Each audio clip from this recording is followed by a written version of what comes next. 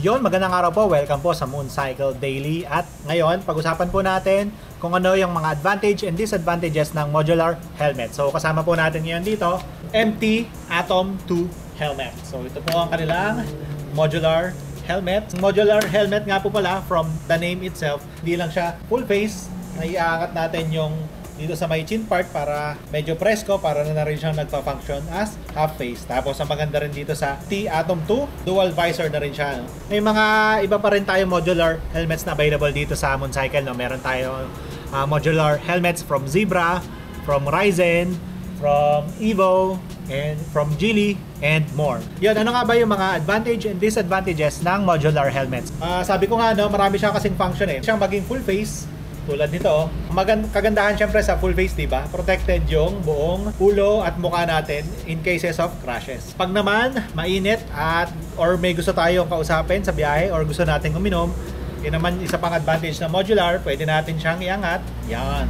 Usually sa traffic, diba, pag mahaba-haba yung red lights, so pwede tayong mag-angat ng ating modular helmet. Mababawas-bawasan naman yung init na nararamdaman natin sa ating mga ulo. So ano naman yung mga ilang disadvantages ng modular helmet? Dahil nga meron siyang additional mechanism dito, usually yung mga modular helmet natin, mas mabigat siya compared sa mga full face helmets natin. No? Tulad nitong ating MT Atom 2. Kanyang weight ay 1,650 grams for size medium. Medyo may additional weight talaga mga modular helmets natin. So sa case na natin na to, dual visor pa siya. No?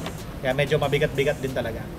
And yun nga, although this is fully protected tayo, no, meron tayong DOT and ECE certifications, iba pa rin yung safety na naibibigay sa atin ng full face talaga, kasi during crashes mayroon pa rin tendencies na kumalog, umangat tong sa modular part, itong sa chin part, dahil nga moving mechanism siya. No? Pero not saying na hindi safe ang modular helmet, pero kung safety ang hanap natin, full face pa rin po talaga. So yun ang mga ilang advantage and disadvantages ng modular helmet. So visit lang po kayo dito sa Mooncycle, marami po tayong available na helmets, modular, full face, half face. So pwede pong mag-fit para maalaman nyo kung ano yung helmet na para sa inyo. Pwede nyo rin po tanongin ang mga staff natin para kung ano po yung recommended na helmet or kung ano po yung talaga napupusuan nyo. No? Again, maraming salamat po. This is Jex of Mooncycle Daily.